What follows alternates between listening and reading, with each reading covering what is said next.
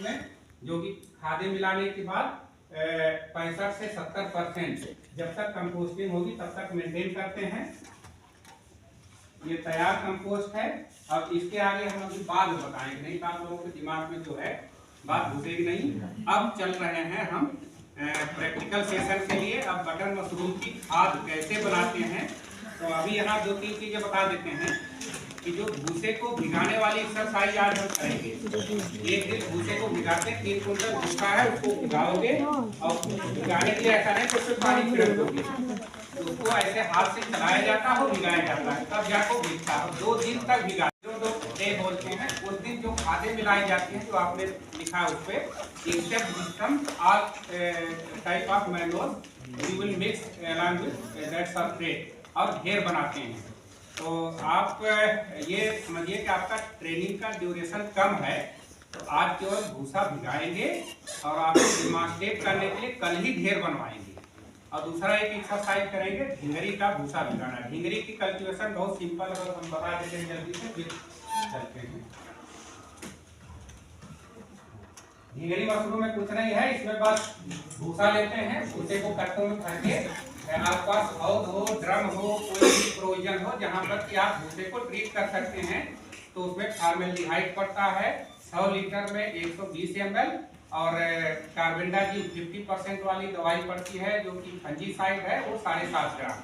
ये दोनों को डाल के रात भर के लिए भिगा देते हैं 15 से 18 घंटे।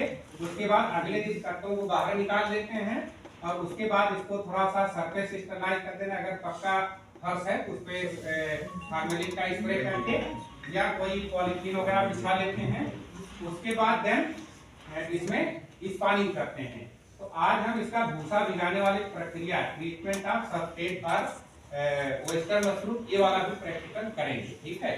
तो दोनों बटन का भूसा भिगाना और इसका सब्सट्रेट ट्रीटमेंट अभी चल के करेंगे। उसके बाद फिर अपने अपने घरों को लोग चले जाएंगे। कल अगेन 9:45 पे यहाँ अवेलेबल रहेगा, टाइम ठीक है।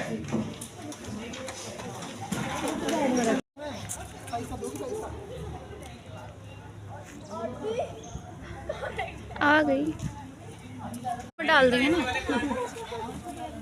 चलो भाई बहुत तारे हैं। आप लोग कुछ लोग यहाँ इस साइड आ जाओ, ये एरिया इतना 1 इंच केसिंग करी हुई है। तो पहले खाद बना के बीज मिलाया गया। जब केसिंग स्पान रन पूरा स्पान रन पहले इसका कंपोस्ट का कलर कुछ ब्राउन सा था, फिर जब माइसेलियम बढ़ गया सफ़ेद हो गया। जब पूरा सफ़ेद हो जाता है देन 1 इंच की केसिंग करनी होती है। केसिंग हम आपको बताएंगे कि केसिंग कैसे प्रिपेयर करी जाती है और कैसे करी जाती है। तो केसिंग करने के बाद देन इस पर पानी का छिड़काव शुरू कर देते हैं, बैग को ओपन कर देते हैं। तब 85 से 90% रिलेटिव ह्यूमिडिटी कमरे में पानी के छिड़काव से मेंटेन करते हैं। उसके बाद 15 दिन बाद मशरूम निकलने लगता है। तो इसमें 2 मेन स्टेप हैं, कंपोस्ट प्रिपरेशन, केसिंग और क्रॉप केयर। 3 स्टेप में बटन मशरूम की खेती पूरी होती है। सहेंदर अब इसको अंदर रख दो। सहेंदर ये केसिंग किस चीज़ की है? केसिंग अलग से बताएंगे आपको, क्या क्या लगता है, कैसे तैयार करना होता है, सब बताएंगे। बस अभी आप समझो केसिंग जरूरी है। बिना केसिंग के बटन मशरूम निकलता नहीं है। और मिल्की मशरूम में भी केसिंग करनी पड़ती है, उसमें भी आपने देखा होगा एक टाप से निकलता है। ये सिंपल सबसे, अगर मशरूम की खेती सिंपलेस्ट टेक्निक कही जाए तो वो है ढिंगरी मशरूम की। कुछ नहीं, भूसे को केमिकल के सलूशन में भिगा लेते हैं, या ऑर्गेनिक करना है तो उसको उबाल लेते हैं। उबालने के बाद इसमें बीज मिला देते हैं, पॉलीथीन में भर लेते हैं। फिर 10-15 दिन में पॉलीथीन सफ़ेद हो जाती है, माइसेलियम स्पान रन पूरा हो जाता है। उसके बाद इसमें चीरा लगा देते हैं, खड़ा चीरा लगा देते हैं या पूरे बैग को ओपन कर देते हैं। दोनों टेक्निक है। चीरा लगाने वाले में इसकी क्वालिटी ज़्यादा अच्छी आती है। जब बैग को ओपन कर देते हैं तो उस पर क्रस्ट बनता है, तो कई बार उतना अच्छा क्वालिटी का मशरूम नहीं निकलता। जब अप्रैल में खासकर गर्मी ज़्यादा बढ़ती है तो जल्दी क्रस्ट फॉर्मेशन होता है, तो उसे कई बार उधेड़ना भी पड़ता है। तो ये चीरा वाला सिस्टम सबसे अच्छा होता है, उससे जहाँ चीरा लगा वो मशरूम निकलते रहते हैं। सहेंदर अब इसको भी अंदर रख दो। ये ढिंगरी मशरूम का आपने देख लिया। घोटना होता है, हाथ से मिलाना होता है। तो एक दिन पहले इसको हमने एक स्टेप कर लिया है, तो एक बार आप लोग अपने हाथों से अनुभव करेंगे कि एक जने हमारा आदमी पानी छिड़केगा, आप लोग मिलाओगे।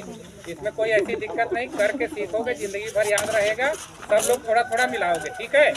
और फिर ये प्रोसेस 2 दिन तक होती है। एक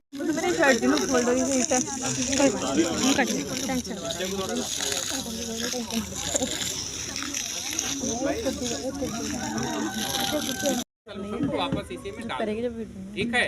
तो बड़े बड़े प्लेटफार्म जो कंपोस्टिंग आप देखेंगे बड़े बड़े इंडस्ट्री में, वहाँ अलग से ड्रेन आउट होके एक हौद होती है, हौद में पानी जाता है, देन रिसाइकिल कर देते हैं, तो न्यूट्रिएंट लॉस नहीं। इसीलिए कई बार सितंबर के महीने जब खाद बनाते हैं, भैया पानी बंद कर देना। तो जब सितंबर के महीने में खाद बनाते हैं तो एक समस्या आती है कि अगर खुले में खाद बना रहे हो, ऑल ऑफ सडन लेट वाली बारिश आ गई, तो कई बार उसको भीग के ज़्यादा न्यूट्रिएंट उसमें से ड्रेन आउट हो सकता है। तो ऐसे समय में हमें टेम्परेरली पॉलीथीन का अरेंजमेंट होना चाहिए, उसे ढक दो, पानी बाहर से निकल जाए, आपकी खाद गीली नहीं होनी चाहिए। कहीं ऊंचे पे बनाओ, अगर शेड हो तो द बेस्ट, अगर शेड नहीं है तो प्रॉपर पॉलीथीन से ढकने की व्यवस्था होनी चाहिए। खेत में वहाँ कंपोस्ट बनाओ जहाँ पर आपको अंदाजा है कि अगर ज़्यादा बारिश हो गई तो वहाँ पानी नहीं इकट्ठा होगा। ये सब चीज़ों का ध्यान रखना चाहिए सितंबर के महीने में खाद बनाने के लिए। बाकी अक्टूबर नवंबर में जनरली रेन नहीं होती है, लेकिन अगर ऑल ऑफ सडन रेन हो गई तब भी ये प्रोविजन पन्नी वन्नी को होना चाहिए, ढक दें, ठीक है। अब आप लोग एक एक करके एक तरफ से थोड़ा सा मिला के उधर को थोड़ा शिफ्ट कर सकते हैं। तो मिलाइए अपने हाथ से मिलाइए, शुरू करिए। हाँ शुरू। एक चीज और है,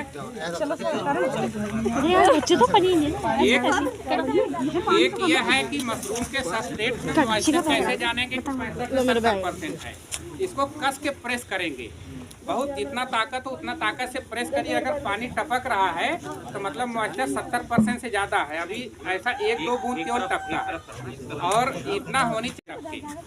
तो बाद में अभी जब पानी मिलाओगे उसमें ये रहना चाहिए, अभी तो ड्रेन आउट होगा, खूब अच्छे से तर कर दो, लेकिन बाद में इतना पानी होना चाहिए आपका हाथ गीला जरूर हो पर पानी नहीं टपकना, ठीक है।